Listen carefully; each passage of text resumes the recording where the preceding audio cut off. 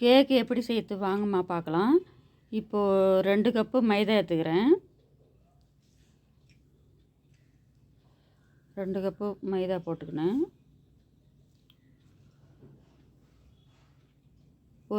ஒரு spoon baking soda,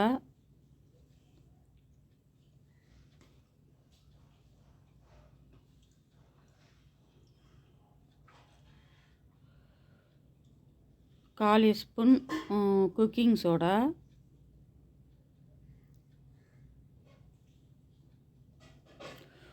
உப்புமா salt ஒரு பிஞ்சு. இப்போ மூணுத்தையும் போட்டு ஜலில் நல்லா ஜலிச்சிக்கணும்.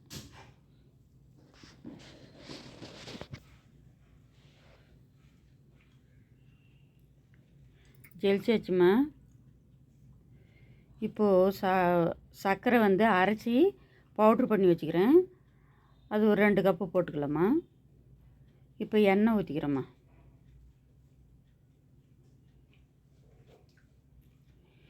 இதுக்கு தேவையான அளவு 2 முட்டைம்மா.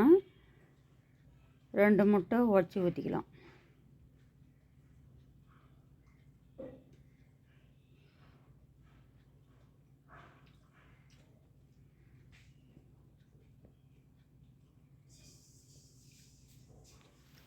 வெண்ணிலா எசன்ஸு ஒரு அரை ஸ்பூன் ஊற்றிக்கலாமா.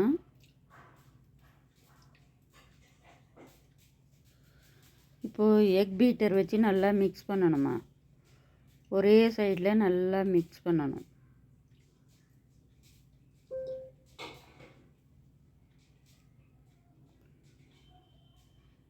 நல்லா மிக்ஸ் பண்ணணுமா.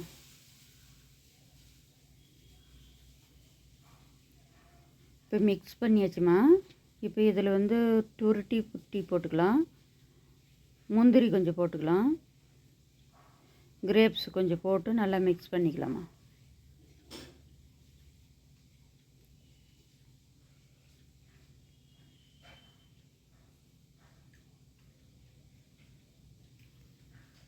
மிக்ஸ் பண்ணியாச்சுமா. இப்போ குக்கரில் வந்து எண்ணெய் தடவி வச்சுக்கிறேன்.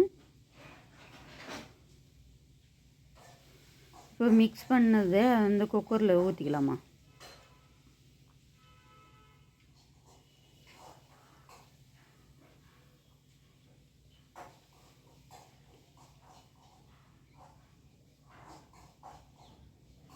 இப்போ மேலே வந்து டூட்டி ஃப்ரூட்டி போட்டுக்கலாம்.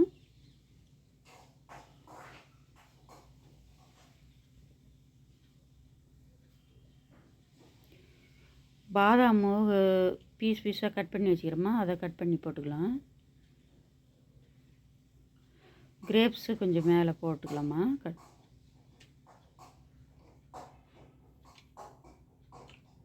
முந்திரியும் கொஞ்சம் போட்டுக்கலாமா. எல்லாம் போட்டாச்சு. எவ்வளோ கலர்ஃபுல்லாக இருக்குது பாருங்கள். இப்போது தவா வச்சு கேஸ் ஸ்டவ்வில் தவா வச்சு அது மேலே மணல் கொட்டி வச்சுக்கிறேன். 1 இன்ச்சு அளவுக்கு மணல் இருக்கணும். மணல் சூடாயிடுச்சு. இப்போ குக்கர் வச்சு மூடி போட்டாச்சு.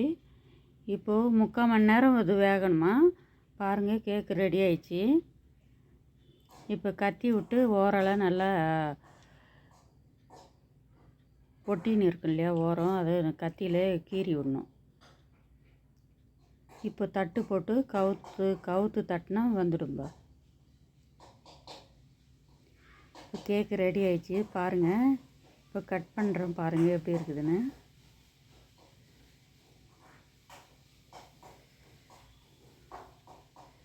ஆமாங்க, கேக்கு ரெடி ஆயிடுச்சு. ஆனால் நான் ஒரு தப்பு பண்ணிட்டேன், சரியாக வரல. முட்டை வந்து நம்ம மிக்சியில் போட்டு அடித்து ஊற்றிருக்கணும். நான் அப்படியே போட்டனால கேக்கு சரியாக எழுந்துக்கல. பாருங்கள், கேக்கு ரெடி ஆயிடுச்சு.